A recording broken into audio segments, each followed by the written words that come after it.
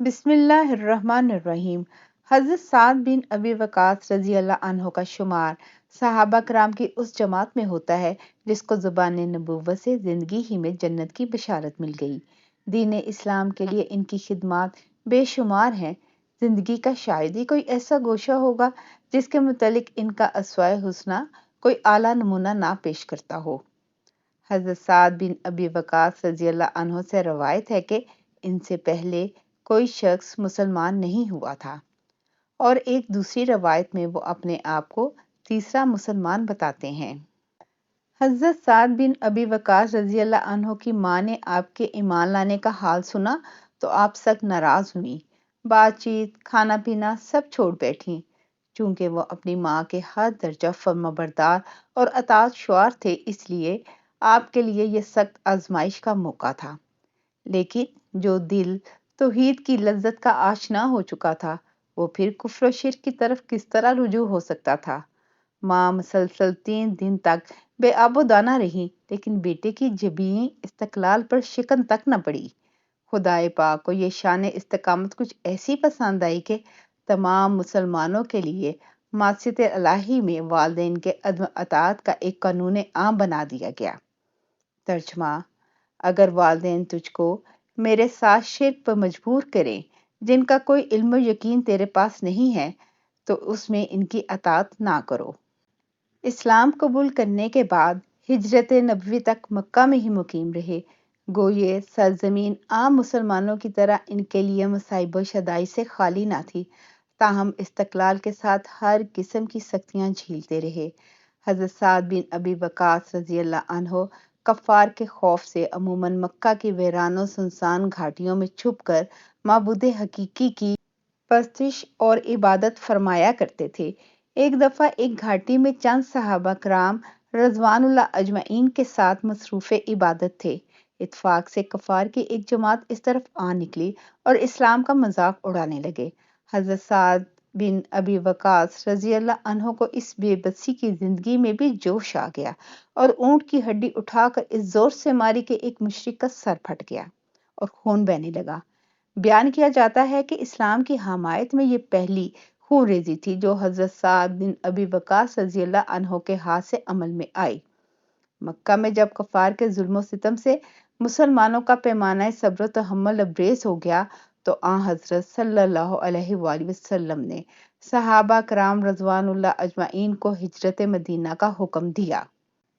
اس حکم کی بنا پر حضرت سعد بن ابی وقاص رضی اللہ عنہ نے مدینہ کی راہ لی اور اپنے بھائی عتبہ بن ابی وقاص رضی اللہ عنہ کے مکان میں رہنے لگے، جنہوں نے ایام جاہلیت میں ایک خون کیا تھا اور انتقام کے خوف سے مدینہ میں سکون اختیار کر لی تھی۔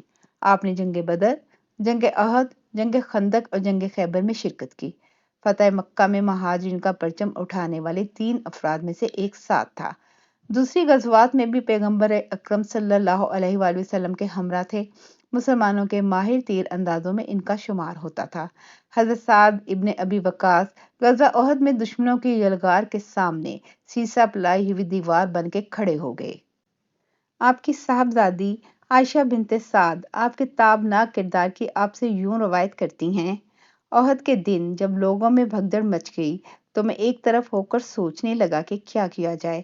میں نے فیصلہ کیا نہ تو میں ہتھیار ڈالوں گا اور نہ ہی میدان سے راہ فرار اختیار کروں گا۔ میں ان سے لڑتا رہوں گا یہاں تک کہ میں ان سے خلاصی پا جاؤں یا شہید ہو جاؤں۔ اچانک ایک شخصیت میرے قریب آ گئی جن کے گرد کفار نے ہر طرف سے گھیرا تنگ کر لیا تھا۔ اسی بھیڑ میں نے صحابی رسول مقداد کو پہچانا۔ میں نے چاہا کہ میں ان سے پوچھوں کہ یہ کفار نے کس کے گرد حصار کیا ہوا ہے۔ مقداد نے مجھے دیکھا تو خود ہی پکار اٹھے: اے سعد، یہ رسول اللہ ہیں اور تمہیں یاد فرما رہے ہیں۔ یہ سن کر میں کھڑا ہو گیا۔ مجھے یوں محسوس ہوا کہ مجھے نئی زندگی مل گئی ہے۔ میرے رگ و پے میں توانائی کی ایک نئی لہر دوڑ گئی اور مجھے کسی گزند اور زخم کا خیال تک نہ رہا۔ میں فوراً حاضر خدمت ہوا۔ حضور صلی اللہ علیہ وآلہ وسلم نے مجھے اپنے سامنے بٹھا لیا اور میں دشمن پر تیر چلانے لگا۔ جب میں کوئی تیر چلاتا تو کہتا: اے اللہ، یہ تیرا تیر ہے، اسے اپنے دشمن کے سینے میں پیوست کر دے۔ جب میری زبان سے یہ نکلتا تو حوصلہ افزائی کے خوگر پیغمبر ارشاد فرماتے، اے اللہ سعد کی دعا قبول فرما، اے اللہ سعد کا تیر نشانے پہ لگے۔ پھر فرماتے، واہ واہ سعد، میرا باپ اور میری ماں تجھ پہ قربان ہو۔ میں جب بھی تیر چلاتا سرکار دو عالم صلی اللہ علیہ وآلہ وسلم مجھے اس دعا سے سرفراز فرماتے۔ جب میرے ترکش کے تیر ختم ہو گئے تو نبی کریم صلی اللہ علیہ وآلہ وسلم نے اپنی ترکش کے تیر نکال کر میرے سامنے بکھیر دیے۔ امام زیبی کہتے ہیں، اس روز حضرت سعد نے 1000 تیر لشکر کفار پر برسائے۔ سیدنا علی مرتضیٰ فرماتے ہیں کہ حضور اکرم صلی اللہ علیہ وآلہ وسلم نے دعا و تحسین میں کسی کے لیے اپنے ماں باپ کے ذکر کو جمع نہیں کیا بجز سعد ابن ابی وقاص کے۔